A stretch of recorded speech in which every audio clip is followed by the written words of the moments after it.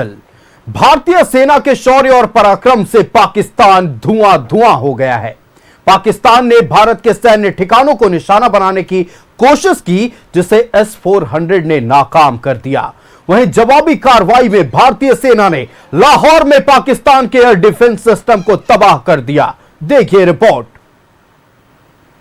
के खिलाफ ऑपरेशन सिंदूर, कराची से लाहौर तक धुआं धुआं, पाक की नापाक कोशिश नाकाम, भारत ने दिया करारा जवाब, पाकिस्तान का एयर डिफेंस सिस्टम तबाह।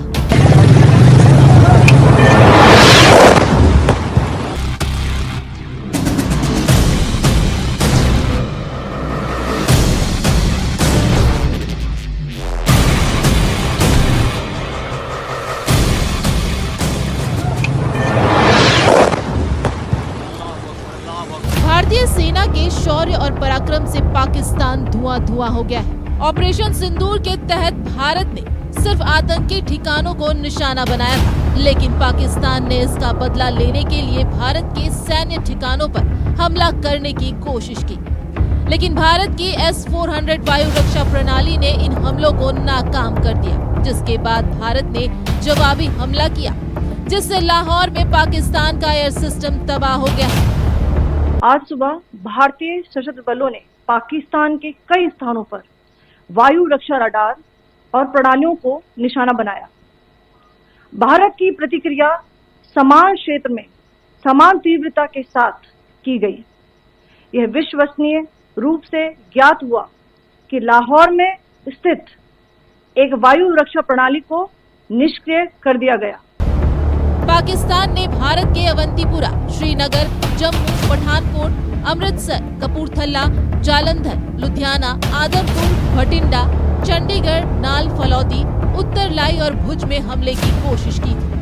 भारत की जवाबी कार्रवाई में रावलपिंडी, लाहौर और कराची जैसे प्रमुख शहरों को भारी नुकसान हुआ है। रावलपिंडी क्रिकेट स्टेडियम को भी बड़ा नुकसान पहुंचा है। इधर पाकिस्तान ने गोलाबारी बढ़ा दी। गुरुद्वारा, मंदिर और मस्जिद को निशाना बनाया गया। LOC पर फायरिंग में 16 नागरिकों की मौत हो गई। Pakistan has increased the intensity of its unprovoked firing across the line of control using mortar and heavy caliber artillery in areas in Kupwara, Baramulla, Uri, Poonch, Mendhar and Rajouri sectors in Jammu and Kashmir. 16 innocent lives have been lost, including 3 women and 5 children due to the firing. Here too, India was compelled to respond to bring mortar and artillery fire from Pakistan to a halt. Indian Armed Forces reiterate their commitment to non-escalation, provided it is respected by the Pakistan military. Bharat का निशाना सैन्य ठिकाना नहीं था। विदेश सचिव ने कहा है कि पाकिस्तान ने फिर उकसाया तो करारा जवाब देंगे। उन्होंने कहा कि हमारी कार्रवाई तनाव बढ़ाने के लिए नहीं है, लेकिन हर हिमाकत के लिए पाकिस्तान खुद जिम्मेदार होगा। पाकिस्तान के हर हमले का भारत जवाब देगा। वहीं ईरान के विदेश मंत्री के साथ द्विपक्षीय बैठक में विदेश मंत्री S जयशंकर ने साफ कहा है कि पहलगाम में बर्बर हमला का भारत जवाब दे रहा है, लेकिन अगर हम पर सैन्य हमला हुआ तो करारा जवाब देंगे। Look, on escalation, we've already made our stance clear. I mean, there are 2 basic points. First of all, it is Pakistan that escalated on the 22nd of April. We are only responding to that escalation. And then what we have said yesterday and what my colleagues have said today, that now if there is an attempt at further escalation by Pakistan, it will be responded to in an appropriate domain. And therefore, the choice is entirely that of Pakistan to make. Our response was targeted and measured. It is not our intention to escalate the situation. However, if there are military attacks on us, there should be no doubt that it will be met with a very, very firm response. इधर रक्षा मंत्री राजनाथ सिंह ने भारतीय सेना के शौर्य और पराक्रम की सराहना की है। राजनाथ सिंह ने कहा कि आतंकवाद के खिलाफ भारतीय सेना ने आतंकी ठिकानों को निशाना बनाया। जिस प्रेसिजन के साथ यानी जिस सटीकता के साथ ऑपरेशन सिंदूर एग्जीक्यूट किया गया, वह अनइमेजिनेबल है, बहुत ही सराहनीय है। इसमें 9 टेररिस्ट कैंप्स तबाह हुए और अच्छी खासी संख्या में आतंकी मारे गए। जिस तरह से इस ऑपरेशन को किसी भी इनोसेंट को नुकसान पहुंचाए बिना मिनिमम कोलेटरल डैमेज के साथ अंजाम दिया गया, वह इसलिए संभव हो पाया क्योंकि हमारे formidable and professionally trained armed forces के पास इक्विपमेंट भी हाई क्वालिटी के थे। विदेश सचिव ने आतंकियों के जनाजे में सेना और पुंछ में गुरुद्वारे पर हमले की तस्वीर दिखाकर पाकिस्तान की पोल खोली। साथ ही उन्होंने कहा कि जब यूएनएससी के बयान में टीआरएफ का नाम शामिल करने की बात आई तो केवल पाकिस्तान ने इसका विरोध किया और नाम हटवाया। इससे साफ है कि पाकिस्तान आतंकियों का ढाल बन रहा है। Bureau report, news 11 Bharat.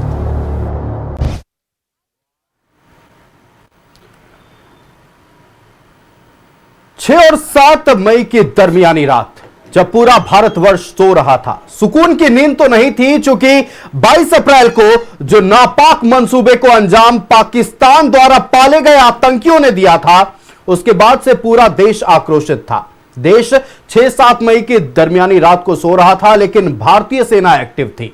Pakistan में और पीओके में टारगेट करते हुए आतंकी ठिकानों को ध्वस्त किया गया, जिसके बाद अगली सुबह जब सूरज बाहर निकला तो चेहरे पर खुशी हर एक भारतवासी की थी।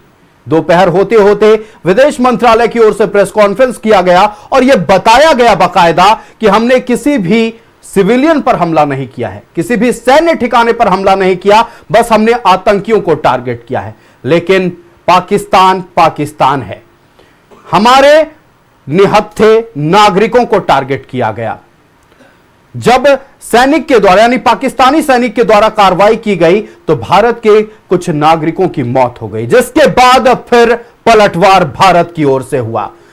भारत की ओर से पलटवार करते हुए भारतीय वायुसेना ने जो अपना शौर्य और पराक्रम दिखाया है, उससे पूरा विश्व स्तब्ध है। लाहौर में दाखिल हुए उनके एयर डिफेंस सिस्टम को तोड़ा गया, रावलपिंडी स्टेडियम को ध्वस्त कर दिया गया, लेकिन अब भी पाकिस्तान बिलबिला रहा है।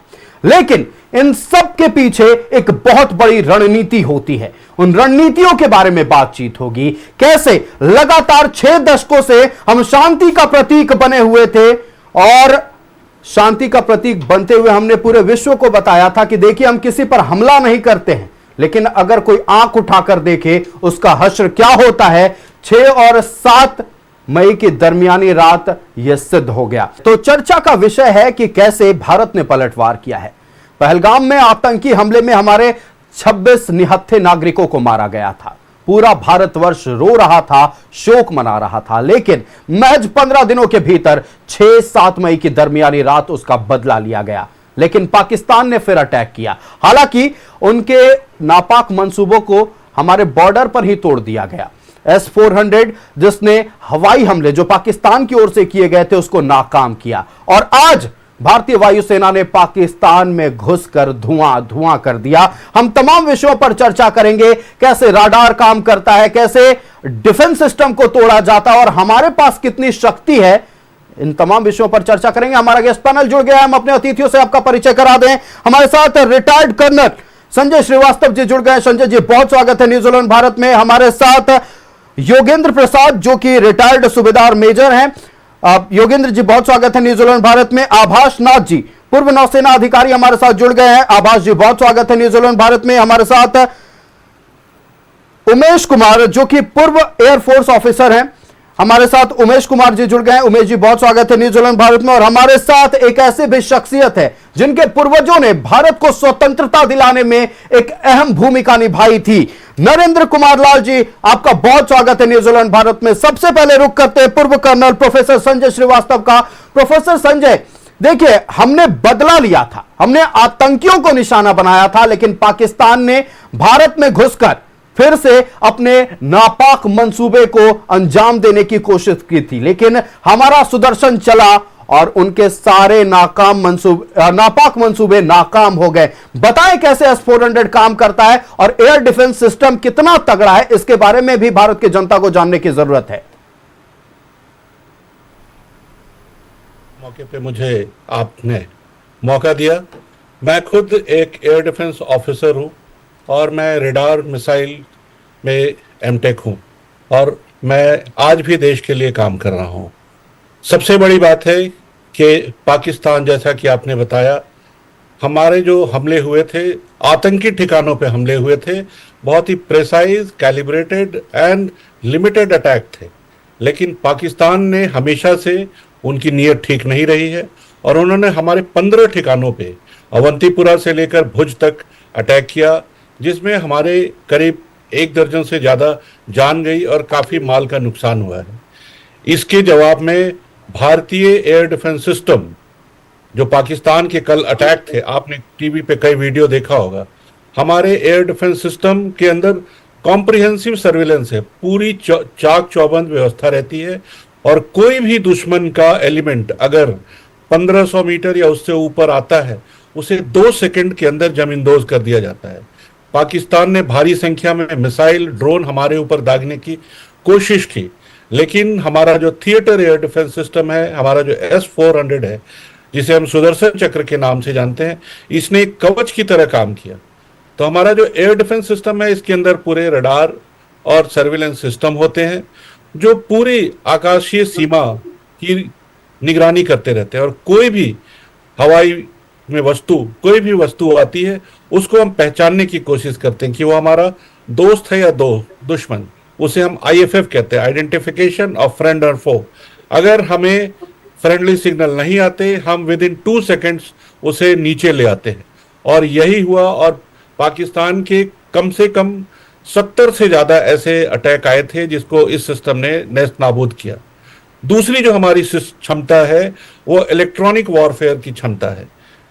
अगर आपने देखा होगा, पाकिस्तान के पास चाइना, अमेरिका के पुराने बड़े बड़े एयर डिफेंस और एयर अटैक सिस्टम है, लेकिन हमारी जो इलेक्ट्रॉनिक वॉरफेयर क्षमता है, और उसने पूरे एयर डिफेंस सिस्टम को साइलेंट कर दिया था। उनके रेडार्स ने डिटेक्ट भी किया तो उनके कंप्यूटर्स उसे प्रोसेस नहीं कर पाए, किसी को पता नहीं चला। और आपने देखा पाकिस्तान के 13 ठिकानों पे आज हमारे एयरफोर्स ने और हमारे ड्रोन्स ने हमला किया और पाकिस्तान में एक दहशत का माहौल है कि सीधे बहावलपुर से लेकर, इस्लामाबाद से लेकर, लाहौर से लेकर कराची तक हमले हुए हैं और उनको समझ में नहीं आ रहा कि किस तरीके से हमला हो रहा है। मैं बताना चाहूंगा, आज की लड़ाई सिर्फ सीमा पे आमने सामने गोली चलाने वाली लड़ाई नहीं है, ये एक टेक्नोलॉजी की लड़ाई है और इस टेक्नोलॉजी का एक थोड़ा सा ट्रेलर भारत ने दिखाया है। अभी जो हमारी क्षमता है, उस क्षमता का शायद 5% भी नहीं दिखाया गया है, ये तो जस्ट ट्रेलर है। तो ये पाकिस्तान को बताने के लिए काफी है कि भारत की क्षमता क्या है और अगर आप कुछ ऐसा दुस्साहस करेंगे तो हम आपको क्या कर सकते हैं। बिल्कुल बिल्कुल। अगर अगली बार कोई एक्शन लिया गया पाकिस्तान की ओर से तो उसका जिम्मेवार खुद पाकिस्तान होगा। आज विदेश सचिव ने भी ये बात कह दी है और हम रुक कर लेते हैं आभाष नाथ जी का, पूर्व नौसेना अधिकारी हैं। आभाष जी, देखिए, सबसे पहले हम जब बात करते हैं नौसेना के बारे में, देखिए वायुसेना के बारे में खूब बात होती है और जो कारनामा वायुसेना ने करके दिखाया है निश्चित तौर पर यह सराहनीय है। शौर्य और पराक्रम का प्रदर्शन पूरे विश्व को अचंभित कर दिया है। लेकिन हम नौसेना की बात करते हैं। नौसेना वो सेना है जो पूरे भारत को या किसी भी देश को मजबूत तरीके से बांध कर रखती है, जमीन पर, आसमान में। तो हमारे सैनिक जो है वो अपना पराक्रम दिखा रहे हैं, लेकिन नौसेना ऐसे युद्ध की स्थिति में कैसे काम करती है, यह भी जानना बेहद जरूरी है। बिल्कुल, मैं बताना चाहूंगा कि नौसेना ही एक ऐसा फोर्स है जो कि 3 डायमेंशनल है जी। ये सिर्फ समुद्र के ऊपर ही नहीं बल्कि आकाशीय कार्रवाई भी कर सकती है और हमारे जितने भी ओशंस है उसके नीचे भी, अंडर वाटर भी ये कंट्रोल करती है। जैसे हमारे न्यूक्लियर सबमरीन्स वगैरह हो गए, तो ये बहुत ही इम्पॉर्टेंट है। और कई बार जब हमारे जो एयरक्राफ्ट्स हैं वो पहुंच नहीं सकते हैं तो उनको एक बेस प्रोवाइड करती है। हमारे एयरक्राफ्ट कैरियर्स हैं, हमारे पास डिस्ट्रॉयर्स हैं, हमारे पास फ्रिगेट्स हैं, और सबसे बड़ी बात है कि हमने इंडिजिनियसली भी बहुत सारे प्रोजेक्ट्स पे काम किया है, और बहुत सारे आक्रामक शिप जो कि बहुत ही किलर्स हैं हमारे देश में ही बनाए जा रहे हैं। तो जहाँ पर भी पहुंच की बात होगी कि हमें कहीं पर बीच में रिफ्यूलिंग करना है या कुछ करना है, तो हमारे एयरक्राफ्ट कैरियर्स के थ्रू हमारे एयरक्राफ्ट्स बहुत ही नज़दीक तक जा करके वहाँ पर से कार्रवाई कर सकते हैं। और रही बात सबमरीन की, तो सबमरीन तो इतने घातक होते हैं जिसका कि किसी को कुछ बताने की ज़रूरत नहीं है। इसमें भी रडार, सोनार, सब कुछ, सब तरह के सिस्टम होते हैं। यहाँ तक कि हमारे जो ब्रह्मोस मिसाइल हैं हमारे डिस्ट्रॉयर शिप पे भी होते हैं, और हम अपने शिप से भी इसकी फायरिंग कर सकते हैं। आपको याद होगा कि 1971 वॉर में इंडियन नेवी ने बहुत ही शानदार काम किया था, और मुझे जहाँ तक याद है PNS गाजी को डुबाने के बाद हमने 1971 की जीत को बिल्कुल कंफर्म किया था। तो भारतीय अगर मैं गलत नहीं हूं तो INS राजपूत ने यह कारनामा किया था जी। और मैं आपको ये बताना चाहूँगा कि INS राजपूत में ही मैंने अपनी शिप ट्रेनिंग की है। INS राजपूत पे मैं कई साल काम भी किया हूँ। ये मेरे लिए प्राउड का विषय है। और भारतीय नौसेना को किसी भी सेना से कम आंकना, ऑल्दो थोड़ा सा अंडररेटेड रहता है ये, लेकिन इसका जो कार्य है वो उतना ही ज़रूरी है जितना हमारे एयरफोर्स का है, जितना हमारी आर्मी का है।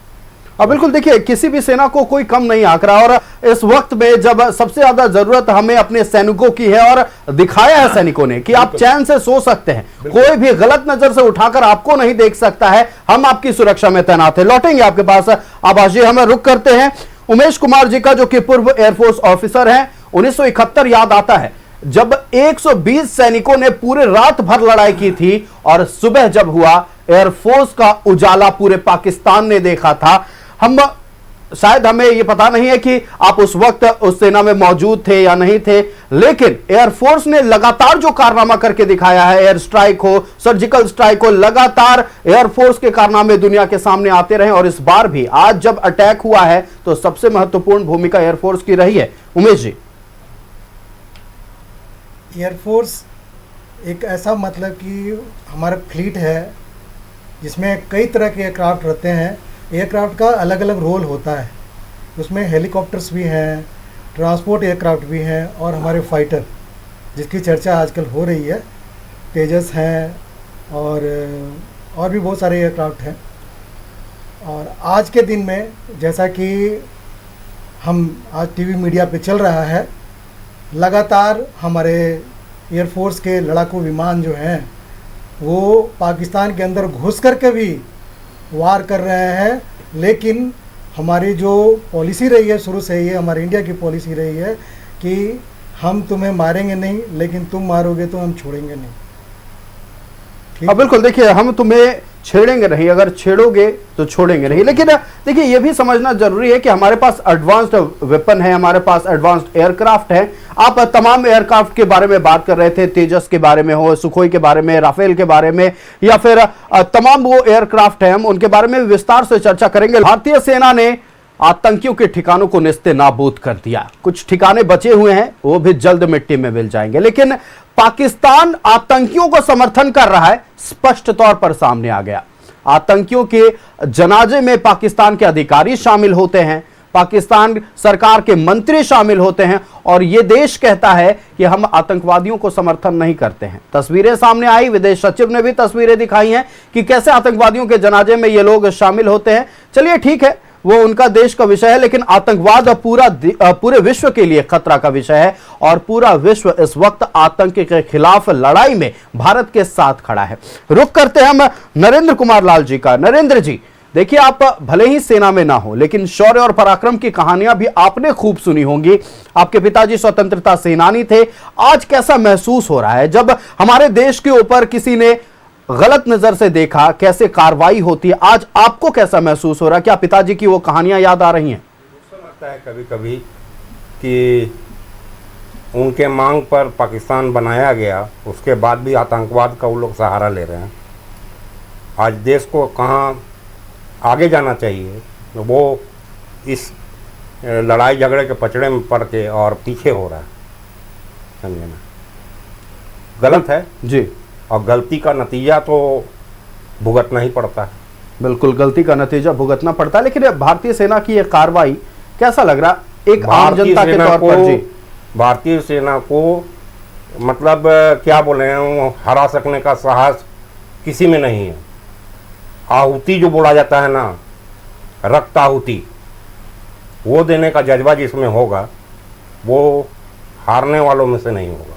चलिए, हारने वालों में तो हम कभी नहीं थे और उसका उदाहरण है 65 हो, 71 हो, 99 हो। ये तो बता दिया ना मैंने कि रक्त आहुति, जी, रक्त आहुति देने का जिसमें साहस होगा वो हारने वालों में से नहीं होगा, विजय पताका लेके ही उठेगा।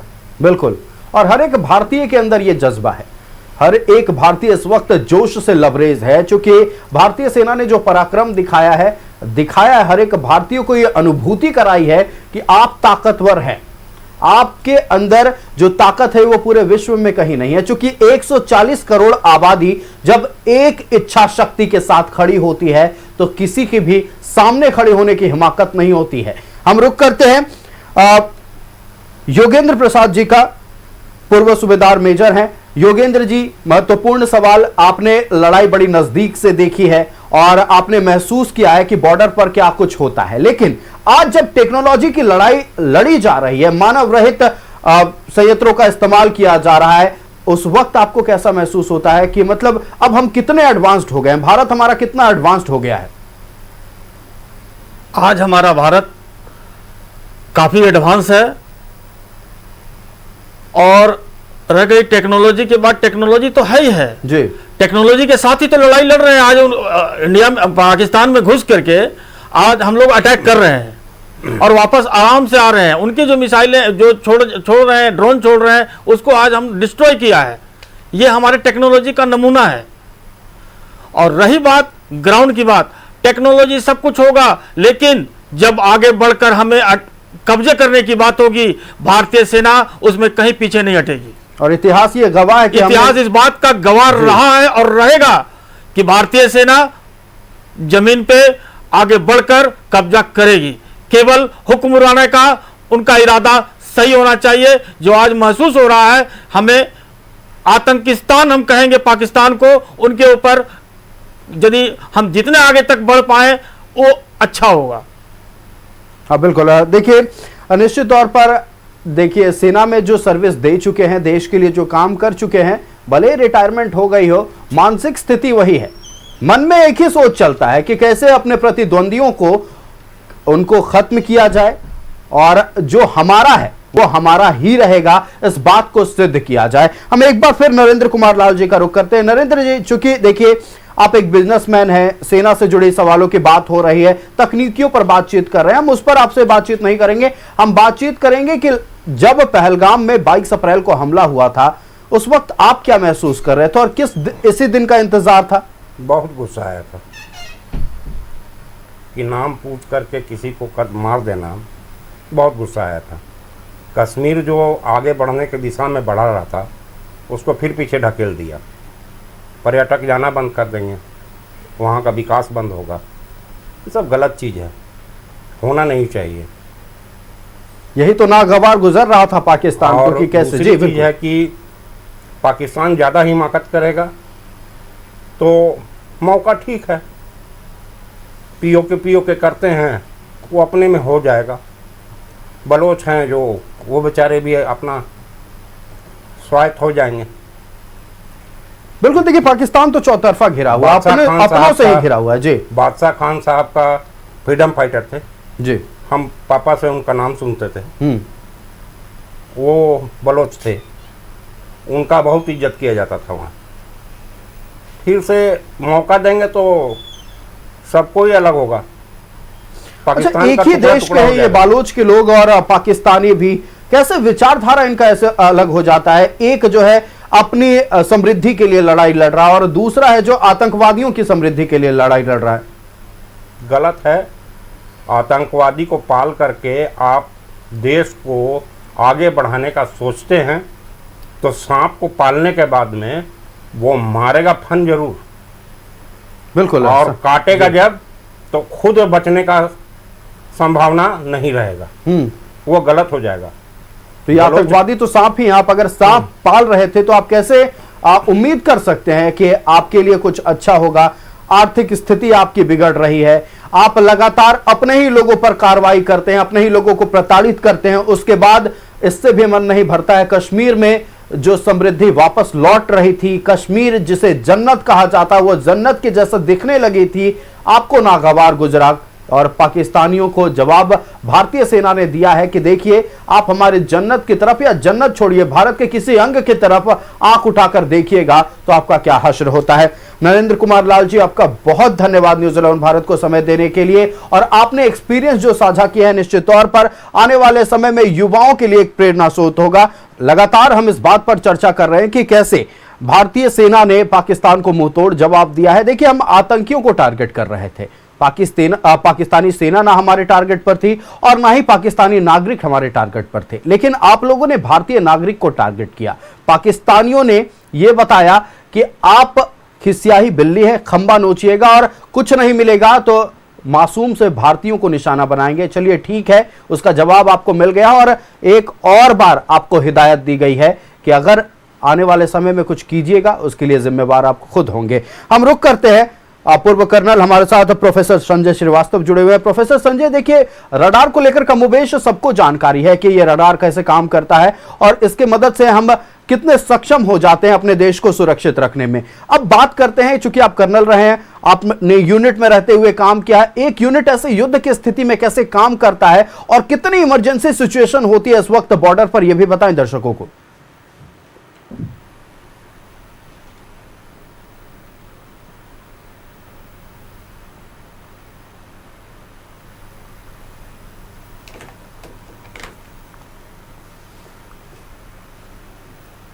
प्रोफेसर संजय, हमारी आवाज आप तक पहुंच रही है?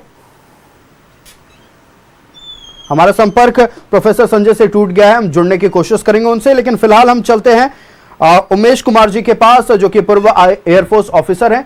देखिए, हम लगातार इस वक्त युवाओं के बीच चर्चा का विषय है कि अगर मिराज की बात, मिराज 2000 हो या फिर सुखोई हो, राफेल हो, तेजस हो, ये तमाम विमान को लेकर चर्चा का विषय है। कितना एडवांस्ड है राफेल या फिर कितना एडवांस्ड है सुखोई? अंतर क्या है? अंतर क्या हो जाता है? ये क्या कारनामे कर सकते हैं जो पूर्व में हमारे पास फाइटर जेट्स रहे थे, उनके जरिए ये संभव नहीं था?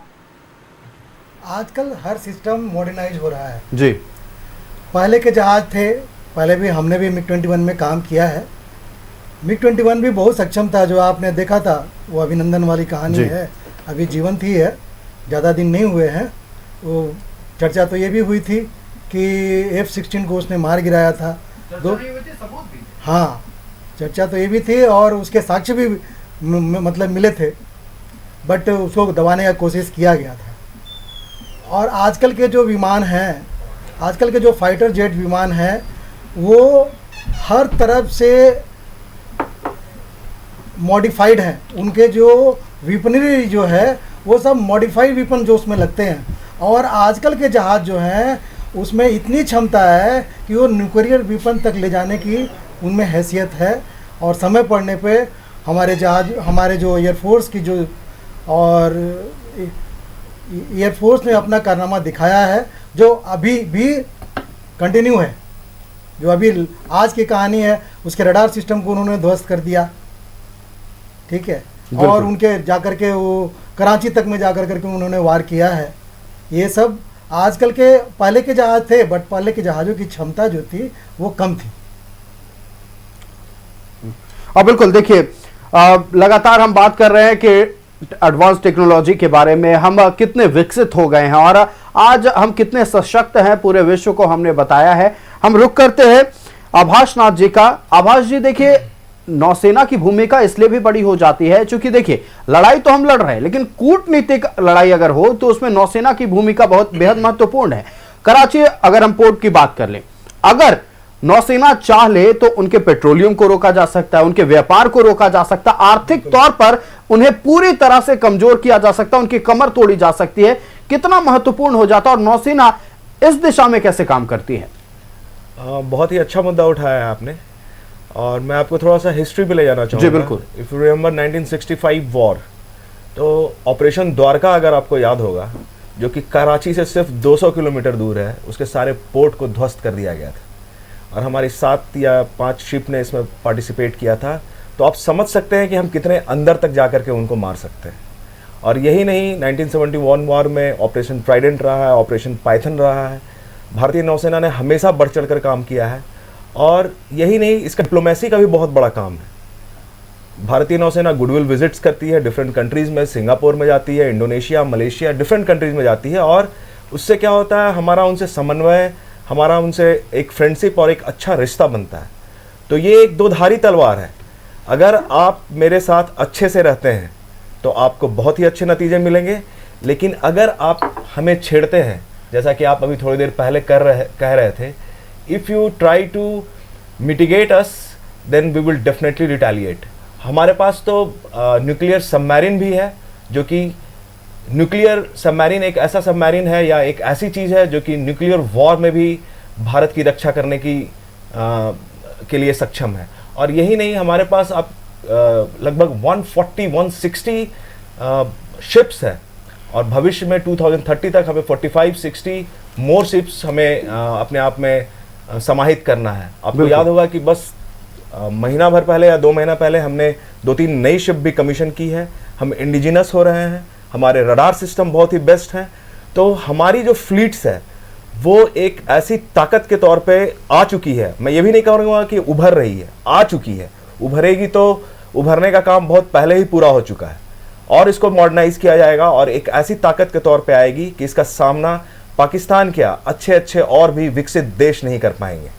बिल्कुल, अच्छे अच्छे विकसित देश नहीं इसका सामना कर पाएंगे। और देखिए, हमारी लड़ाई किसी से नहीं है, हम भारतीय हैं, वसुधैव कुटुंबकम में भरोसा रखते हैं। बिल्कुल, बिल्कुल। लेकिन अगर कोई आकर छेड़ने की कोशिश करेगा तो हम भारतीय हैं, ये भी बताते हैं कि शौर्य और पराक्रम क्या होता है। इतिहास में हमने बताया है, या मुगल हो या फिर बाहर से आए कोई भी जिन्होंने देश को परेशान करने की कोशिश की है, भारतीयों ने ही बताया कि देखिए हम उसका जवाब कैसे देते हैं। रुक करते हैं हम योगेंद्र प्रसाद जी का। योगेंद्र जी, देखिए, एक गिदर भपकी पाकिस्तान की ओर से हर बार सुनने को मिलती है, आप अगर लड़िएगा तो हम भी तैयार हैं, हमारे पास भी न्यूक्लियर वेपन है। ये गिदर भपकी हर बार सुनते हैं और हर बार पाकिस्तान को मुक्की खानी पड़ती है। हाँ, बात तो सही है, वो हमेशा गिदर भपकी देते हैं। हमारे यहाँ कहावत है, जो गरजता है वो बरसता नहीं है। वास्तविक में इस जो अभी परिस्थिति बनी है, इसकी शुरुआत पाकिस्तान ने किया है। हमारे जो सैलानी कश्मीर की वादी में घूमने गए थे, नए नए जोड़े गए थे, उनके साथ जो बर्बरतापूर्ण धर्म पूछकर कार्रवाई की गई और उसमें लोगों की हत्या की गई, उससे देश बहुत आक्रोशित था। उसका जवाब देश को देना अनिवार्य था और उसका जवाब कल दिया गया है, आज भी दिया गया है, आगे भी आने वाले दिनों में दिया जाएगा। यदि वो पाकिस्तान जो आतंकिस्तान को बनाकर रखा है अपने आप को, और वो ऐसी गलतियां करता रहेगा, और भारत पुराना भारत नहीं है, ये 2025 का नया भारत है, उसको जवाब, माकूल जवाब दिया जाएगा। और मुझे लगता है कि इसे पाकिस्तान जो गिदड़ भपकी दे रहा है, थोड़ी सी तो चलेगा, उसके बाद वो उसका फ्यूज उड़ जाएगा। बिल्कुल, देखिए, गिदड़ भपकी तो देते रहता है पाकिस्तान। और इतिहास है कि विश्व ने पहली बार देखा था कि 93,000 सैनिक कैसे घुटना टेकते हैं। और निश्चित तौर पर हम लौटेंगे, इन तमाम विषयों पर चर्चा होगी, देश के बारे में भी चर्चा होगी, और कितना इमरजेंसी सिचुएशन आ जाता है ऐसे दौर में, इस पर भी बात होगी। तो भारत की सेना के, यानी भारतीय सेना के पराक्रम की बात हो रही है, हम कितने सशक्त हैं इसको लेकर बात हो रही है, और कैसे जवाब देता है भारत, इसको लेकर बात हो रही है। हम रुक करते हैं उमेश कुमार जी का, पूर्व एयरफोर्स ऑफिसर। MiG-21, आपने इस विषय को उठाया, तो चलिए इसके बारे में विस्तार से बात करते हैं। MiG-21 एक ऐसा वेपन है जिसने F-16 को मार गिराया। चलिए, वो दौर अलग था। अब आते हैं JF-17, चाइना ने फाइटर जेट दिया, उसको गिरा दिया गया। मतलब ये पाकिस्तान वही देश है जो अलग अलग देशों के एडवांस टेक्नोलॉजी का बेइज्जत पूरे वैश्विक मंच पर करवाते रहता है। बिल्कुल बिल्कुल बिल्कुल। हमारे पास जो सिस्टम है साहब, उसमें हमारी कंटिन्यूअस ट्रेनिंग चलती रहती है। ट्रेनिंग ऐसी होती है कि कभी कभी पूरी रात जो है हमारे पायलट, हमारे जो टेक्नीशियंस होते हैं वो टारमेक पे होते हैं और रात भर फ्लाइंग चलती रहती है। जो भी टास्क उनको अलॉट होता है उस टास्क को वो कंप्लीट करते हैं। ठीक है, ट्रेनिंग जो है वो अनएंडिंग प्रोसेस है। नए पायलट आते हैं, पुराने पायलट होते हैं, उनको ट्रेंड करते हैं, नया सिस्टम आता है, पुराने सिस्टम से नए सिस्टम पे लोग जाते हैं, उसमें उनको ट्रेनिंग दी जाती है, टेक्निकल ट्रेनिंग दी जाती है। पायलट कंटिन्यूस ट्रेनिंग करते हैं, वो फाइटिंग जो उनका रिहर्सल होता है एयरक्राफ्ट का, जो वार लाइक सिचुएशन में क्रिएट किया जाता है, उसमें वो लोग जा कर के अपने ट्रेनिंग को कंप्लीट करते हैं। और आज यही जो उनकी ट्रेनिंग का ही नतीजा है कि हमारे जहाज़, हमारे जो एयरक्राफ्ट थे, हमारे पायलटों ने जा कर करके सटीक निशाना लगाया और उनके ट्रेनिंग कैंप, लॉन्चिंग पैड जो भी थे उनको सारे को ध्वस्त कर दिया। और अभी तक आज भी जो हुए हैं वार, आज भी जो स्ट्राइक हुई है उसमें हमारे पायलटों ने जा कर करके और उनके जो सिस्टम थे उसको ध्वस्त किया है। कराची, रावलपिंडी, जो कुछ भी आ रहा है उनके स्टेडियम को किया है। लेकिन हमारा शुरू से ही ये रहा है कि हमें वहाँ की जो जनसाधारण है उनको, उनसे हमारी कोई दुश्मनी नहीं है। बिल्कुल। और लेकिन जो वो कर रहे हैं, जो उनका तो खैर शुरू से ही रहा है, इनोसेंट पीपल को मारना। इवन अभी जो आ रहा है, जो बॉर्डर एरिया है उसमें उन्होंने इनोसेंट बच्चों और महिलाओं तक को नहीं छुआ। जी, 16 नागरिकों की मौत हुई है जिनमें 3 महिला और 2 बच्चे शामिल हैं। जी हाँ, बिल्कुल। देखिए, पाकिस्तान अपने हरकत से बाज नहीं आ रहा है, लेकिन सवाल वही है ना कि आप कर्ज लेकर विमान खरीद लीजिएगा, कर्ज लेकर एम्युनिशन खरीद लीजिएगा, हुनर कहां से लाइएगा? पैसे से हुनर नहीं मिलता है जो कि भारतीयों के पास है। रुक करते हैं हम आभास नाथ जी का। आभास जी, देखिए, भारतीय नौसेना के बारे में भी बात होनी चाहिए और इसलिए होनी चाहिए क्योंकि लगातार हम बात करते हैं एयरक्राफ्ट के बारे में, हम बात करते हैं आर्टिलरी टैंक्स के बारे में, लेकिन नौसेना के पास क्या मजबूती है, क्या सक्षमता है, इसके बारे में भी विस्तार से बताएं हमारे दर्शकों को। नौसेना के पास, जैसा कि मैंने कहा, 150 से 160 शिप्स हैं और ये शिप बहुत ही तरह तरह के शिप हैं। डिस्ट्रॉयर हैं, किलर्स हैं, फ्रिगेट्स हैं, हमारे पास स्टिल शिप्स की भी। डिस्ट्रॉयर, किलर और फ्रिगेट्स में क्या अंतर होता है, इसे भी बता दे थोड़ा। ये अलग अलग मेक्स होते हैं जिसमें अलग अलग क्षमताएं होती है। जैसे अगर आप डिस्ट्रॉयर पे जाएंगे तो हम उसमें ब्रह्मोस रख सकते हैं जी। फ्रिगेट का होता है, उसका स्पीड अलग होता है, डिस्ट्रॉयर की स्पीड अलग होती है और हर एक में अपना अपना एक अलग मिसाइल सिस्टम होता है, अलग अलग एम्युनिशंस होते हैं, अलग अलग टिरेट्स होते हैं। तो ये जैसे माइन स्वीपर है, उनका काम है माइन स्वीपिंग करना। तो इस तरह से हमारे अलग अलग जो शिप हैं उनकी अलग अलग क्षमताएं होती है और अलग अलग शिप जब मिल करके बनते हैं तो हमारा एक फ्लीट बनता है। और जब ये फ्लीट एक साथ कार्य करता है तो फिर इसका कोई मुकाबला नहीं कर सकता। मैं अगर इसमें आगे बढ़ना चाहूँगा तो मैं आपको बताऊंगा कि हमारे अंडर वाटर ऑपरेशंस भी जो है, सबमरीन्स हैं, उनके पास भी मिसाइल्स की क्षमता है। हमारे पास सोनार है, रडार है, किसी भी टाइप का कोई थ्रेट आता है उसको हम बहुत पहले भांप सकते हैं और उसको वहीं पे डिस्ट्रॉय कर सकते हैं। तो ये तो लगातार चलता ही रहा है और मुझे लगता है कि भारतीय नौसेना जैसा पहले डिफरेंट वॉर्स में, चाहे वो 1971 का वॉर हो, चाहे वो 1965 का वॉर हो या फिर गुडविल विजिट्स हो, अपना काम बखूबी करती आई है और आगे भी करती रहेगी। बिल्कुल। देखिए, भारतीय नौसेना अपना काम बखूबी करती आई है और इतिहास इसका गवाह है। अतीत के अगर पन्ने पलट कर देखें तो भारतीय नौसेना के शौर्य और पराक्रम की तस्वीरें उसमें अंकित है। एक और बात जो जानने की जरूरत है, देखिए, हम कुछ भी विमान खरीदते हैं, अगर हम कुछ भी अम्युनिशन खरीदते हैं, हम अपने देश की सुरक्षा के लिए खरीदारी दूसरे देशों से करते हैं, कई अड़चनें आती हैं। इसके बारे में भी बताएं कि कितनी परेशानियां होती है, यूं ही आसानी से एक बाजार से जाकर नहीं खरीदा जाता ये। बिल्कुल बिल्कुल। सबसे पहली तो बात है कि हमारा बजट क्या होता है जी। दूसरी बात ये होती है कि हमारी टेक्नोलॉजी कितनी आगे जा रही है। हमारे पास तो वो एयरक्राफ्ट था जो कि डायरेक्ट, मतलब कि vertical take off and vertical landing कर सकती थी। मुझे लगता है आपको भी उसका नाम पता होगा, हैरियर जी। शानदार एयरक्राफ्ट थी, बहुत ही कम दूरी में वो उड़ान ले लिया करती थी और बहुत ही किलर और बहुत ही डिस्ट्रॉयर हुआ करती थी। अब रफेल, और ये रफेल हमारे पास आया जो उसका भी एडवांस वर्सन है। तो ये जो प्रक्रिया है ये बहुत ही आसान नहीं होती है। हमें वहाँ जा करके, जहाँ जिस कंट्री से भी हमें प्रोक्योर करना है, उसकी सारी क्षमताओं का विश्लेषण करना होता है। फिर हमारे पायलट्स वहाँ जाते हैं, हमारे डिफेंस एक्सपर्ट्स वहाँ जाते हैं, वहीं पे उनको एक ट्रेनिंग दी जाती है और उस ट्रेनिंग को फिर एज ए ट्रेनर हमारे देश में उसको चलाया जाता है ताकि हमारे देश में इंडिजिनसली फिर उन नए पायलट्स तैयार किए जाएं।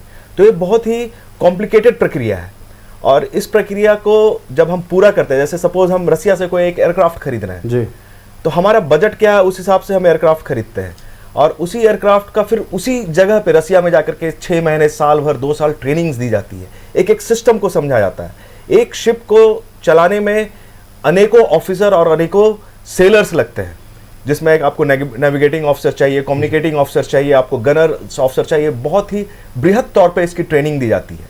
और मैं वर्तमान सरकार या हमारे जो भी गृह मंत्री हैं अमित शाह जी या नरेंद्र मोदी जी, इस कार्य को उन्होंने इतना प्रोफिशेंटली करवाया है कि जो बोलते हैं ना कि जैसा आप अभी थोड़ी देर पहले बोल रहे थे कि सिर्फ एक अच्छा मशीन खरीद लेने से कुछ नहीं होता, the man behind the machine also matters, and when Indians are behind any machine then the victory is going to happen at any cost. बिल्कुल। तो मैं देखिए, बहुत ही जी, तारीफ करना चाहूँगा अपने सभी मंत्रियों का, सभी गवर्नमेंट का, हमारे सेना का। और यही नहीं, जो हम लोग प्रिसीजन की बात कर रहे हैं सर, ये प्रिसीजन इतनी आसानी से नहीं आता।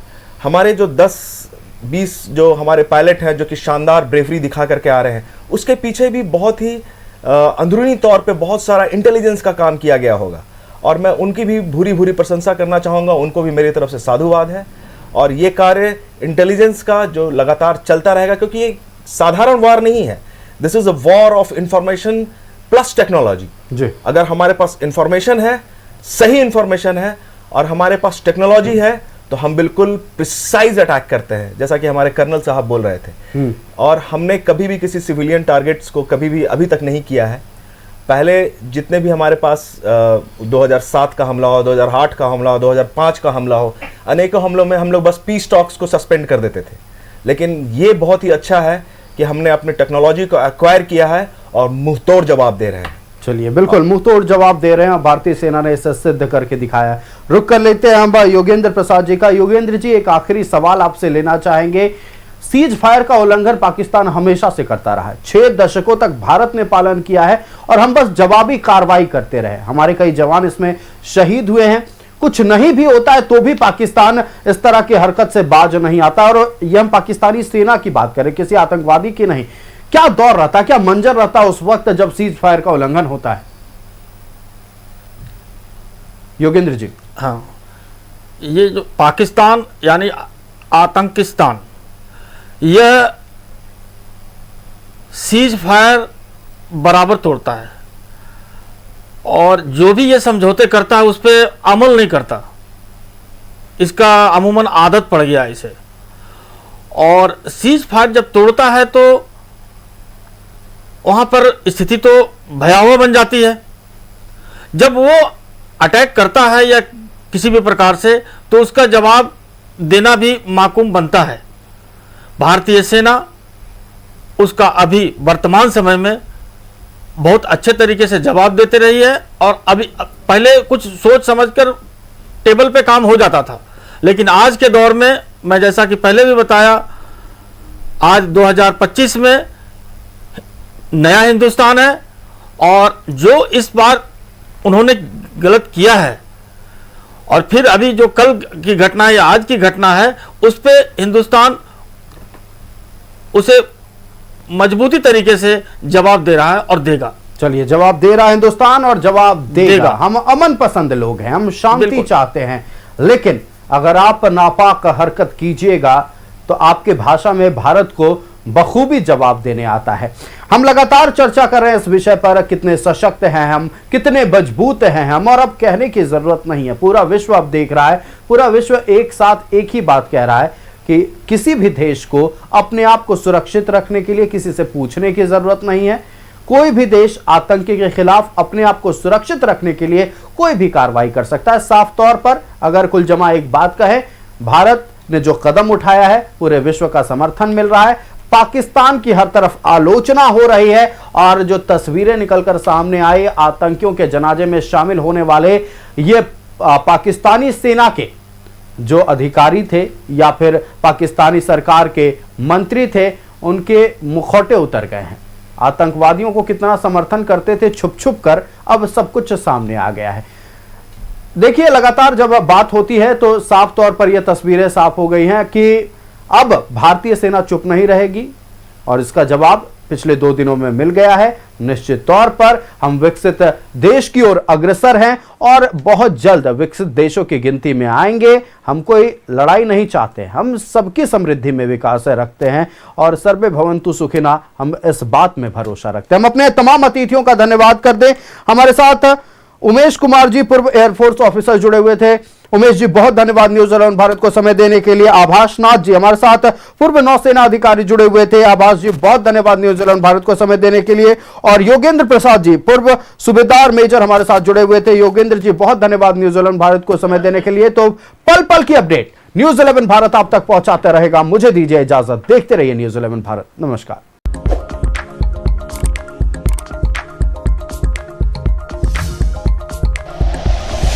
Like and share videos, subscribe करें हमारा चैनल और प्रेस करें बेल आइकॉन। न्यूज़ 11 भारत, सच है तो दिखेगा।